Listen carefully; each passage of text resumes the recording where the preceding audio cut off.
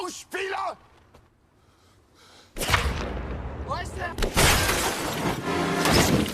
Зовут? Ну хватит, ну! Ты видел, что он сделал? О, уходим.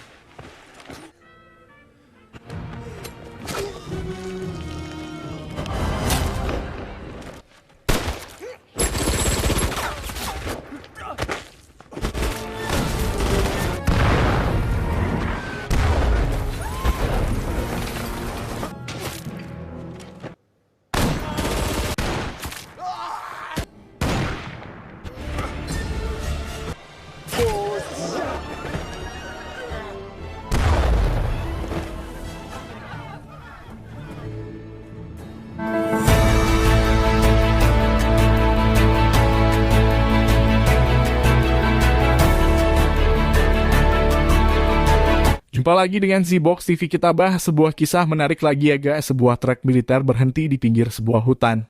Saat ini cuaca sangat ekstrem, suhu yang teramat dingin dan terlihat salju menggenangi sepanjang wilayah itu. Kemudian seorang komandan turun dari mobil dan meminta anak buah untuk membawa Sandra ke hadapannya. Sambil menggerutu, si komandan menyalakan rokok dan bersandar pada sebuah pohon. Komandan meminta untuk melepaskan kerudung yang menutupi kepala Sandra.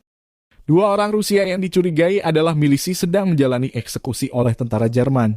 Laki-laki itu bernama Lion dan istrinya yang bernama Nina. Ia adalah seorang seniman yang menghibur tentara perang yang sedang terluka. Di kotanya saat ini sedang diduduki tentara Jerman. Komandan meminta Lion untuk memperlihatkan kebolehannya. Seniman menuruti kemauan komandan dengan harapan bahwa mereka nanti akan dibebaskan. Ia memerankan pimpinan Jerman Hitler yang membangkitkan semangat kebangsaannya di depan rakyat mereka. Namun si komandan ternyata tak berkenan dengan apa yang ditampilkan seniman itu. Ia lalu memerintahkan anak buahnya segera melakukan eksekusi. Tiba-tiba sebuah tembakan dari jarak jauh menewaskan si komandan. Disusul tembakan berikutnya mengenai para prajurit di dekatnya. Kemudian sopir truk tak luput dari tembakan jitu itu. Terakhir adalah tentara Jerman yang semula penterjemah bahasa berlari menghindari tembakan yang mengarah padanya. Ia berlindung di bawah truk militer sambil menutupi wajah dengan helm militernya. Kali tembakan misterius itu menembus helm dan menewaskannya. Lion dan Nina bersyukur kepada Tuhan karena telah mendengar doanya. Mereka melihat si penembak datang mendekati tempatnya. Lion mencoba untuk mengungkapkan rasa terima kasihnya. Lion pun menanyakan nama dari orang yang telah menolongnya. Tanpa banyak bicara, si sniper itu pergi meninggalkan mereka. Dari sinilah akhirnya berkembang dan muncul nama Hantu Merah. Seorang legenda sniper dari Rusia yang memburu pasukan Jerman. Dan sampai sekarang tak seorang pun yang mengetahui keberadaannya. Sebuah rombongan yang terdiri dari 6 orang terlihat berjalan di tengah cuaca salju. Mereka adalah 4 orang berseragam militer dan 2 orang diantaranya adalah milisi. Mereka terlihat sedang mengusung seseorang memakai tandu dan terus berjalan menyusuri hutan itu. Entah berapa lama mereka berjalan dan mengharuskan berhenti sejenak untuk beristirahat. Seorang milisi tua bernama Pop dan temannya yang bernama Kotsya Konstantin menemukan seseorang yang menggigil di bawah sebuah pohon. Pop lalu memintanya berdiri dan ia menyuruh Kotsya untuk memeriksanya. Karena ia juga adalah orang Rusia, Pop memutuskan untuk membawa orang itu ke kelompok mereka. Semula Letna tak bisa menerima tindakan Pop karena dianggap membahayakan. Tapi Pop berhasil meyakinkan mereka karena ia juga orang Rusia. Akhirnya diputuskan untuk melanjutkan perjalanan dengan orang baru itu. Pop menjuluki orang itu dengan si anak beku. Beruntung bagi mereka sebelum malam tiba, mereka menemukan tempat kering di bawah runtuhan bangunan. Mereka pun sepakat malam ini menginap di tempat itu. Malam harinya mereka menyalakan api unggun dan berbincang-bincang bersama. Komandan meminta sebatang rokok kepada sersan dan kemudian menceritakan sebuah lelucon. Giliran sersan yang bercerita kisah cerita yang mirip dengan apa yang diceritakan komandan. Di samping komandan adalah tentara wanita yang bernama Vera yang senantiasa sabar merawat lukanya. Vera awalnya mengira komandan tidur saat sersan bercerita, tapi ketika ia coba membangunkan ternyata komandan telah menghembuskan nafas yang terakhir. Vera sangat terpukul melihat kenyataan itu. Pagi itu 3 perwira tentara Jerman ditemani para pengawalnya sedang berada di tempat kejadian tewasnya pasukan Jerman oleh si Hantu Merah. Dalam 2,5 bulan 61 tentara Jerman tewas di tangan hantu itu. Kolonel memerintahkan kepada Komandan Bra ditemani Kapten Klein untuk menyelidiki hal ini. Sementara itu di tempat peristirahatan pasukan Rusia, Pop membangunkan mereka semua untuk segera melanjutkan perjalanan. Sampai akhirnya mereka menemukan sebuah rumah yang sangat luas. Letnan mencoba memeriksa tempat itu dengan teropongnya. Sedangkan Sersan dan Kotsia mendatangi rumah itu. Sersan dan Kotsia memeriksa segala penjuru rumah itu dengan hati-hati. Setelah dirasa aman, Sersan menyuruh Kotsia memberitahukan kepada yang lain untuk segera merapat. Sersan menemukan setumpuk makanan di dalam rumah itu. Sersan mempunyai kelemahan yaitu tak bisa diam ketika melihat minuman keras. Belum sempat Sersan meminumnya, Kotsia datang menghalangi perbuatannya itu. Ternyata makanan dan minuman di tempat itu telah diracuni oleh tentara Jerman. Makanya beberapa minggu lalu banyak tentara Rusia yang meninggal karena hal itu. Beruntung Kotsia mencegah Sersan melakukan hal bodoh itu. Setelah memeriksa seisi rumah, pasukan Rusia tak menemukan persediaan yang bisa dijadikan untuk bekal mereka. Beralih ke iring-iringan mobil Jerman, Kapten Klein menceritakan beberapa kematian tentara Jerman di beberapa wilayah Rusia yang mereka kuasai. Semua korban itu tewas oleh satu orang sniper Rusia, si Hantu Merah. Komandan Braun ingin mencoba mandi air hangat dan meminta Kapten Klein menunjukkan tempat yang bisa ia gunakan untuk itu. Kapten Klein segera mengarahkan pasukan Jerman ke arah rumah yang terdekat dengan perjalanan mereka yang mempunyai bak mandi di rumahnya. Di rumah itu, Letnan ingin mencari perbekalan di desa terdekat di situ. Ia mengajak 3 orang bersamanya sementara Vera dan Sersan tetap tinggal di rumah itu. Lalu Letnan bersama teman-temannya keluar meninggalkan tempat itu. Dari kejauhan iring-iringan mobil tentara Jerman menuju rumah yang ditempati oleh Vera dan Sersan. Perlahan mereka berhenti di rumah itu. Para pasukan segera turun dan membentuk formasi penjagaan di sekitar rumah itu. Beberapa pasukan berjaga di parkir depan rumah dan yang lain memasuki pekarangan rumah. Kapten Klein memastikan tempat itu aman lalu mempersilahkan Komandan Braun memasuki rumah itu. Sersan berhasil menyusul rombongan Letnan dalam perjalanan. Ia segera memberitahukan bahwa pasukan Jerman kini ada di rumah itu sementara Vera masih tertinggal di dalam. Letnan sangat marah mengetahui hal itu namun tak bisa berbuat apa-apa. Pasukan Jerman sedikit bersenang-senang di tempat itu. Lalu mereka segera mempersiapkan makanan. Setelah sebelumnya Komandan Braun menembak babi yang akan dijadikan santapan mereka. Seorang serdadu bernama Gunther, sebagai penerjemah bahasa di unit pasukan itu diperintahkan mempersiapkan bak mandi. Vera yang bersembunyi di peti pakaian selalu memperhatikan setiap gerakan pasukan Jerman. Di luar, Letnan dan pasukannya memperhatikan dan mengawasi rumah itu. Ia segera mengatur siasat untuk bergerak saat senja telah tiba. Di rumah itu, Kapten Klein segera memerintahkan Gunther untuk menyiapkan perapian. Gunther memberitahukan kepada komandan sekitar 1 jam lagi air hangatnya akan siap. Di pekarangan tentara Jerman yang lain menyiapkan daging babi panggangnya karena mereka juga sudah merasa lapar. Pop meminta si anak beku untuk ganti mengawasi kegiatan yang berlangsung di rumah itu. Ia merasa penglihatannya sudah mulai kabur. Pop menceritakan mengenai Kotsia kepada si anak beku. Dulu Kotsia mengalami kecelakaan waktu kecil karena mencoba mencuri buah apel dari kebunnya. Pop merasa bertanggung jawab atas mata sebelah Kotsia yang tertusuk cabang ranting ketika terjadi di kebunnya. Meski begitu, Pop meyakinkan pada si anak beku bahwa Kotsia adalah pemburu yang hebat. Kapten Klein mencoba memberikan saran kepada Komandan Braun. Tapi justru Braun naik pitam mendengar saran itu dan tak seharusnya Klein mencampuri urusan pribadinya. Akhirnya Klein minta maaf dan berjanji tak mengulanginya lagi. Pop menceritakan epos kepahlawanan si Hantu Merah. Ia datang secara tiba-tiba dan pergi begitu saja setelah meninggalkan mayat tentara Jerman yang dibunuhnya. Si anak beku begitu terinspirasi dengan cerita Hantu Merah itu. Ia mengira sang legenda itu hidupnya abadi. Tentara yang bertugas menyiapkan makanan sebentar lagi akan selesai. Melihat Gunther yang datang membawa kayu bakar padanya, ia mencoba mengetes kemampuan berpikir anak muda itu. Di sisi lain, seorang tentara Jerman menemukan minuman keras di gudang bawah. Ia membawa minuman itu dan mencoba menghangatkan tubuhnya sambil berjaga. Gunther yang kembali menyiapkan perapian, curiga akan suara yang berasal dari peti besar di rumah itu. Ia bergegas ke sana dan membuka peti besar itu. Tak disangka ia melihat seorang wanita yang menatap ke arahnya ada di dalam peti itu. Gunther mencoba diam dan buru-buru kembali ke perapiannya. Namun Komandan Braun yang sekilas melihat sepertinya Gunther menemukan sesuatu di dalam peti besar itu. Kapten Klein membuka peti itu dan menemukan Vera dalam keadaan sangat gugup. Komandan Braun kemudian menginterogasinya dengan bantuan Gunther sebagai penerjemah. Vera yang ketahuan bukan berasal dari keluarga itu kemudian mengatakan bahwa ia adalah kerabatnya dan menginap di tempat itu. Komandan Brown semula percaya akan semua cerita yang dikatakan Vera. Sampai akhirnya Kapten Clint menemukan seragam dan catatan militer atas namanya di bawah tempat tidur. Komandan Brown sangat kecewa akan kebohongan yang dilakukan Vera kepadanya. Ia memerintahkan kepada Kapten Clint untuk melakukan tindakan tegas kepada Vera dengan membunuhnya. Ganter keluar dari dalam rumah dalam keadaan muntah-muntah. Sementara salah seorang tentara Jerman yang di parit tertidur karena kebanyakan minum.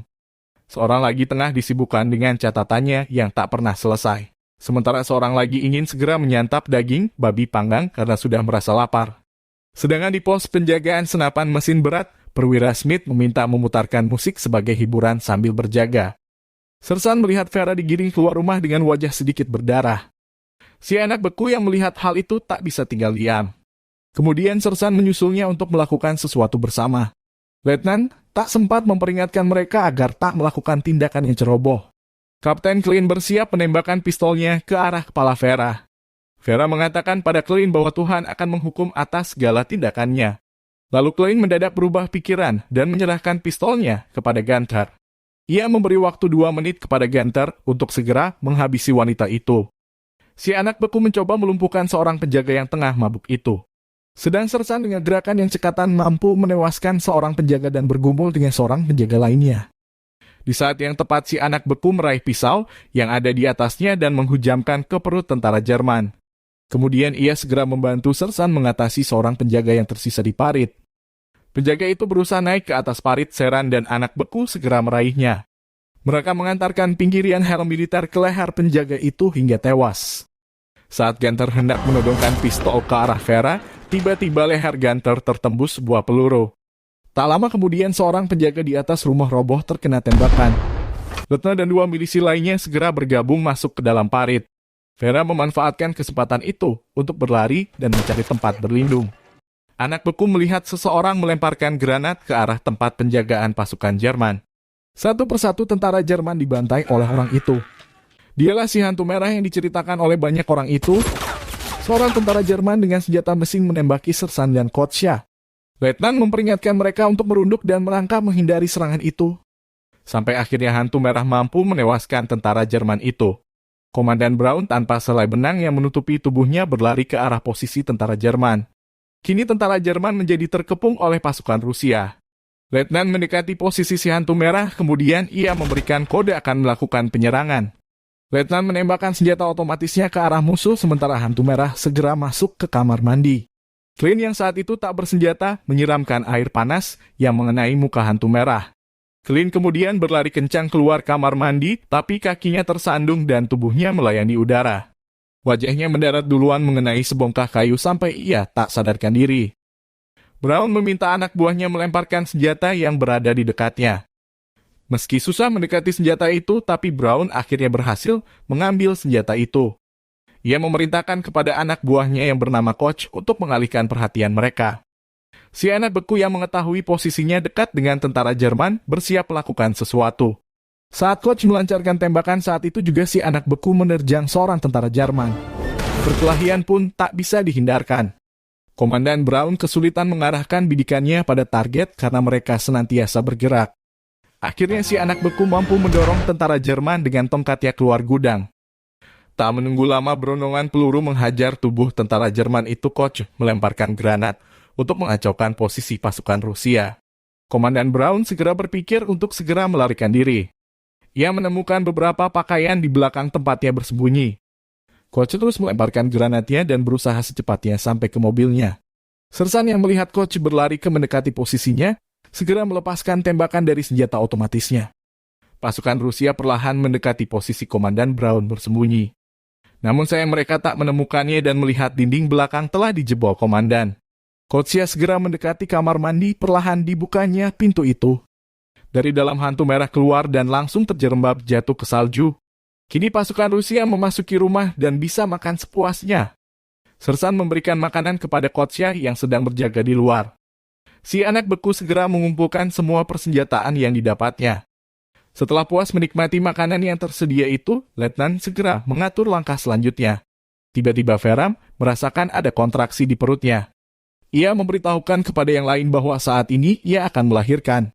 Sementara di luar sana, kolonel bersama pasukannya terjebak mogok. Salah satu mobil dot mereka terperosok ke dalam salju. Seorang pengawal memberitahu kolonel di kejauhan ada orang yang berlari menuju ke jalan raya. Kolonel segera mendekati ke jalan raya tempat orang itu menuju. Perlahan orang itu pun mendekati rombongan kolonel.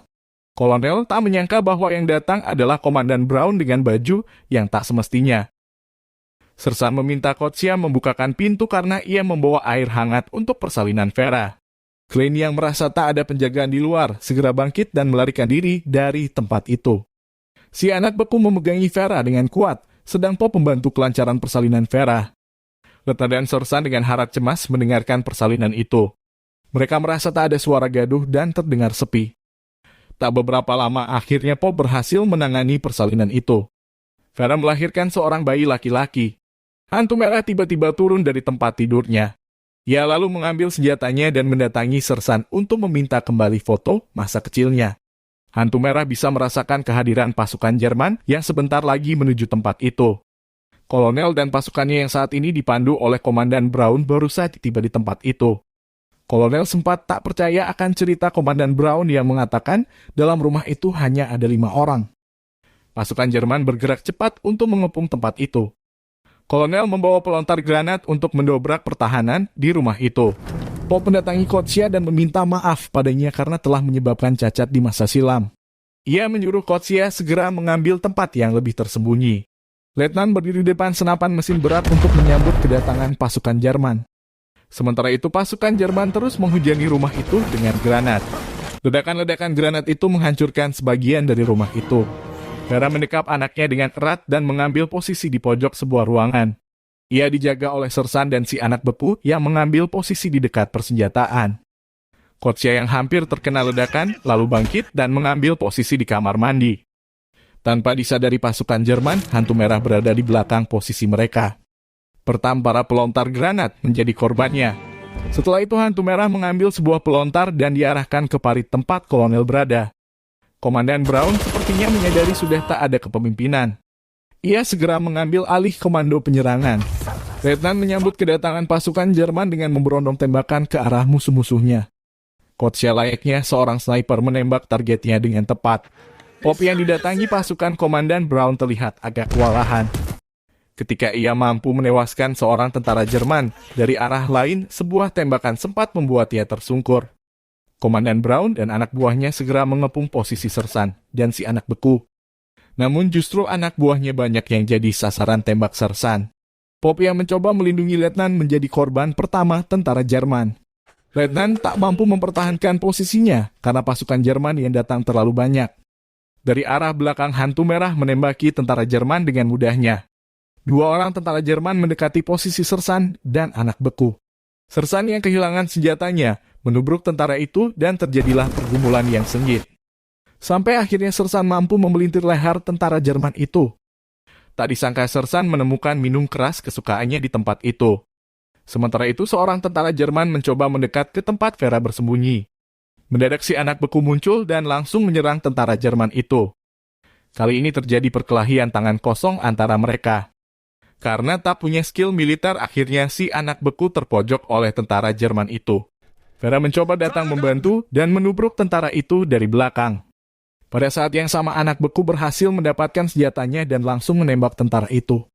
Sersan mendekati letnan yang posisinya terjepit oleh pasukan musuh. Dengan minuman keras itu Sersan seperti mempunyai kekuatan lebih. Diraihnya senapan berat di dekat letnan. Ia kemudian berjalan mendatangi tentara Jerman satu persatu. Dihabisinya tentara Jerman dari jarak yang cukup dekat. Ia mendengar suara ledakan dari tempat letnan. Letnan sengaja menubruk tentara Jerman yang ingin melemparkan granat pada Sersan. Akhirnya tubuh mereka meledak bersama saat itu juga. Saat Sersan menoleh itulah Komandan Brown menembaknya hingga ia roboh dan tewas di tempat. Hantu merah muncul di hadapan komandan. Mereka sepakat untuk melakukan pertarungan duel tanpa ada tembakan. Hantu merah menangkis dan mencoba memukulkan senjatanya ke arah komandan. Sementara komandan mencoba menusukkan pisau yang dipasang di ujung senjatanya kepada hantu merah. Sampai suatu saat Komandan Brown mampu menjatuhkan hantu merah dengan pukulan-pukulannya. Brown kemudian mengambil pistol yang tergeletak di dekat mayat tentaranya. Tak disangka oleh Brown, tiba-tiba sebilah kapak telah tertancap di perutnya. Hantu merah bergerak sangat cepat meraih kapak di dekatnya dan menghujamkan ke perut Brown. Komandan Brown pun ambruk dan tak lama kemudian tewas. Hantu merah mencoba bangkit dan dengan sisa tenaganya berjalan untuk meninggalkan tempat itu. Dari arah belakang Clint muncul dan menewaskan hantu merah. Clint sangat bangga telah membunuh sang legenda sniper Rusia itu. Namun kegembiraannya tak berlangsung lama, sebuah tembakan merobohkannya seketika itu juga. Kotsia muncul sambil memandang ke arah Vera dan si anak beku. Beralih ke suatu wilayah. Saat itu pasukan Jerman sedang menggelandang seseorang untuk dihadapkan kepada komandannya. Pria itu tak lain adalah Lion, saksi sejarah yang telah melihat hantu merah sebelumnya. Sang komandan meminta Lion menunjukkan keberadaan hantu merah. Lion berkilah ia tak tahu apa-apa dan ia hanya seorang seniman. Komandan bersikeras menanyai Lion karena ia tahunya Lion adalah seorang milisi. Lalu komandan mengalihkan sandarannya kepada seorang anak kecil. Setelah beberapa saat menyiksa Lion namun tak mendapatkan informasi. Lion yang tak tega melihat anak kecil diancam di bawah todongan pistol mencoba mengakui mengetahui keberadaan hantu merah. Kemudian Lion mengisahkan pertemuannya dulu dengan hantu merah kepada komandan. Namun komandan menganggap semua itu hanyalah lelucon. Meski di bawah ancaman, kini Lion ingin membanggakan negaranya sendiri. Ia sudah tak takut seperti dulu lagi. Ia kemudian bernyanyi untuk membangkitkan semangat patriotisme negaranya. Bersamaan itu sebuah tembakan terdengar menembus tubuh komandan. Kemudian pengawal sisinya juga mulai roboh ke tanah. Lion segera menerjang tentara yang di depannya. Tak ketinggalan Nina menyerang seorang tentara dari belakang hingga ia terjatuh. Setelah puas menghajar tentara dengan granat pelontar, Lion melemparkan granat itu mengenai tentara Jerman lainnya. Akhirnya para penduduk mempunyai keberanian untuk melakukan perlawanan. Tentara Jerman yang tersisa pun tak luput dari nasib nasi yang menimpanya. Kemudian datanglah si hantu merah yang banyak dibicarakan orang mendekati mayat tentara Jerman. Ia mengambil amunisi dari kantong mayat tentara Jerman. Lion dan Nina beserta penduduk setempat mencoba mendekati si hantu merah. Ketika seorang anak kecil bertanya kepada Lion apakah benar hantu merah adalah orang itu. Lion hanya mampu mendekapnya tanpa berkata sepatah kat pun. Si hantu merah sebelum meninggalkan tempat itu, ia menoleh kepada Lion. Ternyata ia bukan orang yang dilihatnya dulu, melainkan orang lain yang bernama Kotsia Konstantin. Sekian kisah menarik kita kali ini, bertemu lagi dengan kisah seru lainnya. Sampai jumpa.